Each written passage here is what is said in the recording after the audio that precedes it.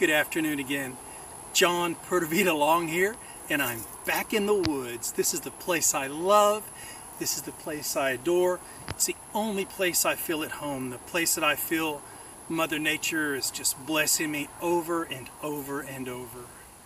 You know, I'm going to take a second here and tell you who John Vida Long is. John Vida Long, that's me. I love the Costa Rican jungle. I love the automatic Kalashnikov, also known as the AK-47, and I love hunting wild pigs. That's who I am. That's what I love to do. Today we're going to show you something a little different. It's an old school Indian bird pole. You know, it's going to take a couple minutes for you to put it together. I guess in a day you could probably construct 100 of these if you have the materials. And you know what? Out of that 10 or 12 bird poles, you're going to catch a little mockingbird. You're going to catch a little dove. You're going to catch a little woodpecker. You're going to catch something, and it's going to keep you from starving.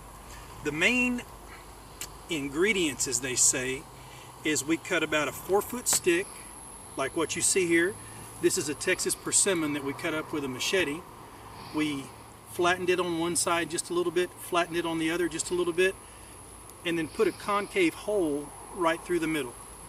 And what's going to happen is our twitch stick, as we call it, or our perch, is going to slide right in there and fit very, very loose. On top of the perch, we're going to put a noose, and then we're going to weight that noose with this rock. The bird will land on it, the noose falls away, traps the leg's feet, and pins the bird on the pole.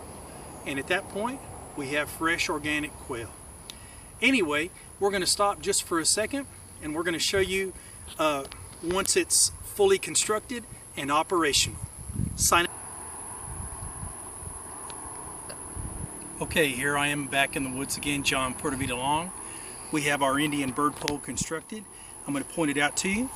We have a little bit of paracord, one strand of a 550 paracord with a knot in it right at this intersection.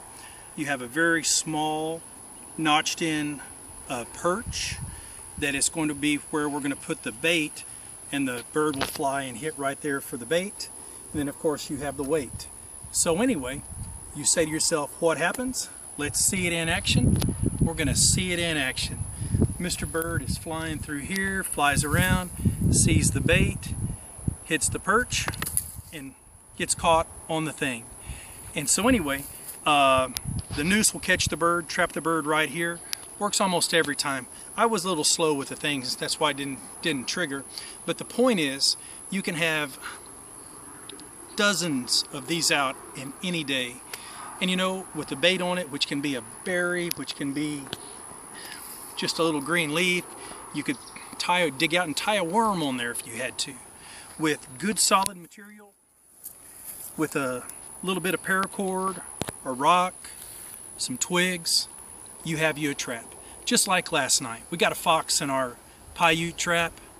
If we left this out long enough, chances are we'd have a bird in this thing. We're going to take it down tonight because the laws in our state won't permit us to have a bird in this manner.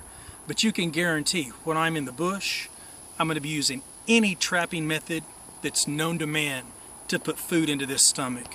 It's been a pleasure showing you these traps. We're going to show you what we call a hillbilly Death Star tomorrow. And then we're going to build us a friction fire using a bow drill. And then after that, you're going to have to decide whether or not you like this old country boy, you like this hillbilly, this pig hunting, Costa Rican jungle loving hillbilly. Thank you very much.